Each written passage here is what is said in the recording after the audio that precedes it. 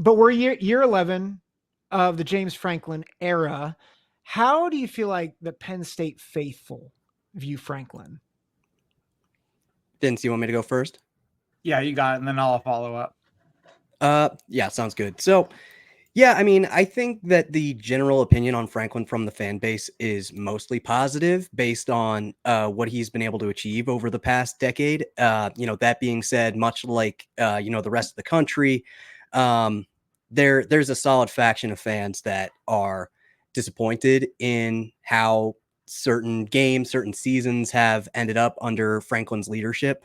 Generally speaking, I would say that like most programs in college football would probably lose a lot of the games that he has lost, with a couple of outliers in there, of course. But for the most part, though, I think that Franklin has done pretty well, just given some of the challenges of the division that Penn State's been in for the past handful of years. That being said, and I think this is really where a lot of the unsatisfied fans come from. Franklin is compensated very well to navigate those challenges and find a couple of wins. So, I don't think he's elite. I don't think he's terrible. I think the answer is 100% somewhere in the middle.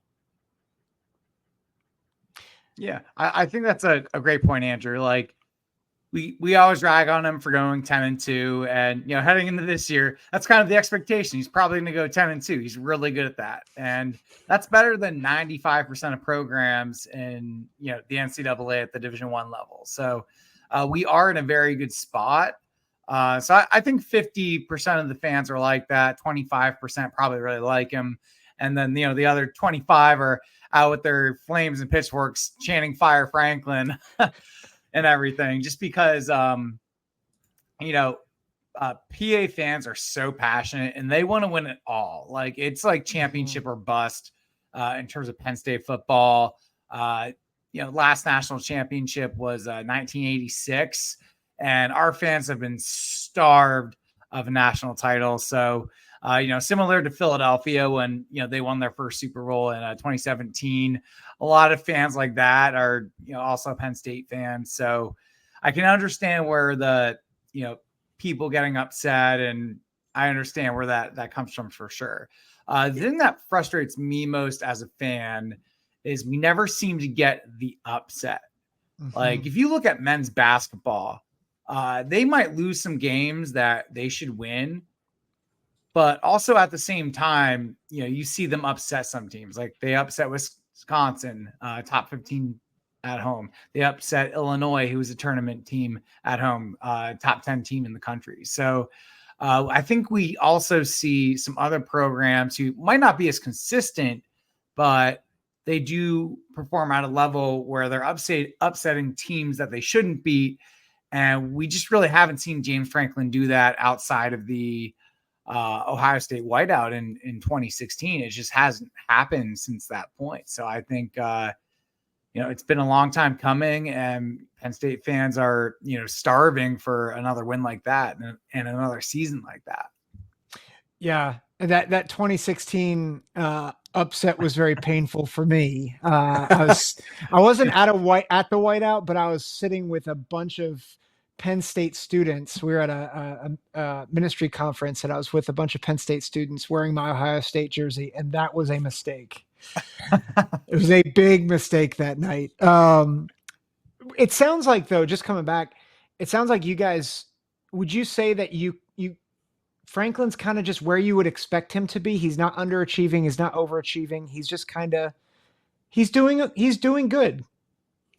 I would say so. I honestly, like, when I was kind of thinking on this question, I think that the context or the context behind this answer has kind of shifted as time has moved along. Because if you looked at 2019, so, the first 5 years of Franklin's tenure at Penn State, and you compared where they were at in 2019 versus 2014 when he came into Penn State, you'd think that they were doing pretty dang good for themselves. Multiple New Year's Six bowl appearances, a Big Ten conference title, a huge upset win over Ohio State. Like, that was like the biggest win over Ohio State that they had in a couple decades at that point.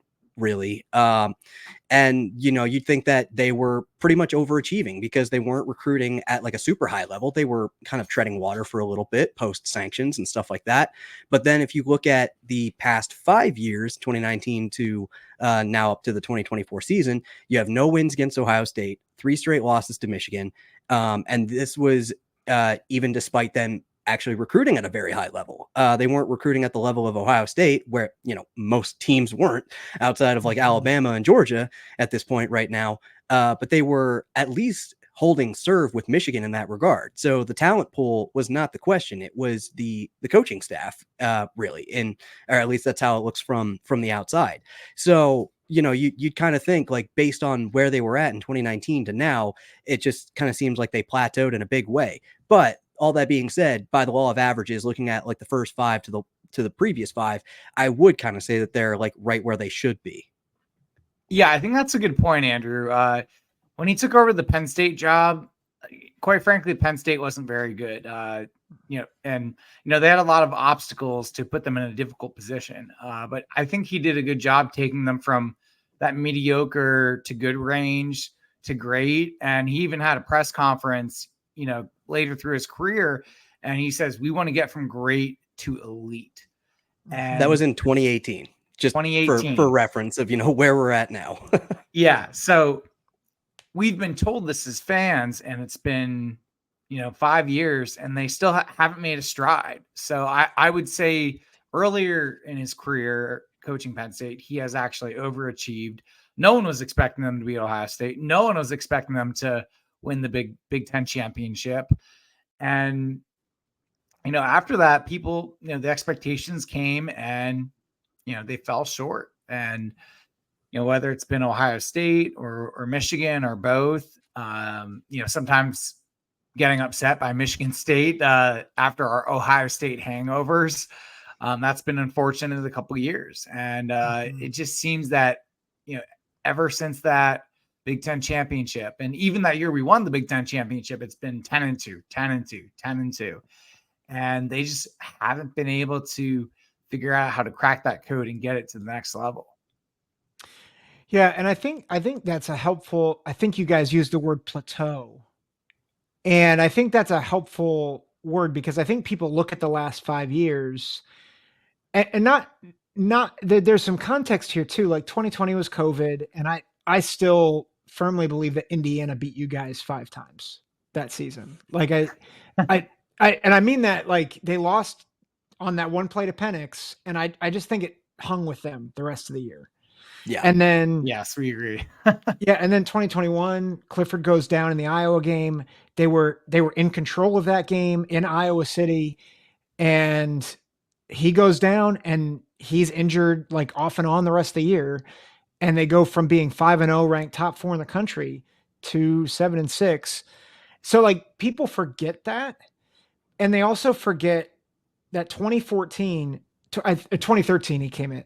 Was it 2013? Yeah. 2013 he came in. Yep. And Bill O'Brien did a good job stabilizing the program, but people forget just how dark it had become in Happy Valley. And those 2 years that Bill O'Brien stabilized the program, it was a stopgap. It was nothing more. And Franklin was not only taking over a program that was reeling from scholarship sanctions, reeling from all these things, he's now entering a Big Ten that's getting better. Yeah. And so you have all these things and you forget what he's accomplished. And I'm not a Franklin guy, but I think people like Paul Feinbaum was just on his show ragging on Franklin, saying, well, Penn State fans are upset about 10-2. And it's like, dude, how many programs in the SEC would kill for James Franklin's resume right now? Like, everyone outside of maybe Bama, Georgia, and Ole Miss, maybe. So like people, I think, rag on James Franklin a lot, but I think what you're helping us do is just say, hey, he's elevated the program.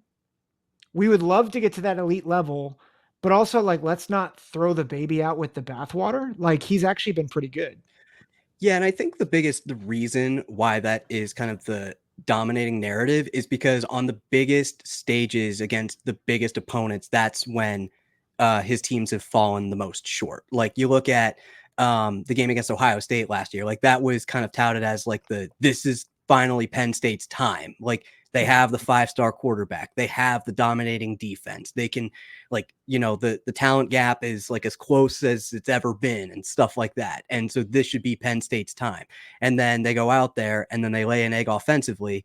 And then the narrative on Sunday is James Franklin is one of the most unimaginative big game coaches out there. So I think it's, you know, it's kind of like a thing where like his wins aren't as noteworthy as his losses. Yeah, I think that's a really good point. I'm kind of in that camp where I feel like I don't know who we would get, who would be better. Mm-hmm. So that's the camp I'm in. And I do think we don't appreciate his really good qualities. I think he's a very good CEO of football operations in general, in terms of, you know, assembling a staff and relationships with players. You know, everyone within the program really does seem to love him. And I think that's obviously shows up in the recruiting and how well Penn State has recruited over the past number of years.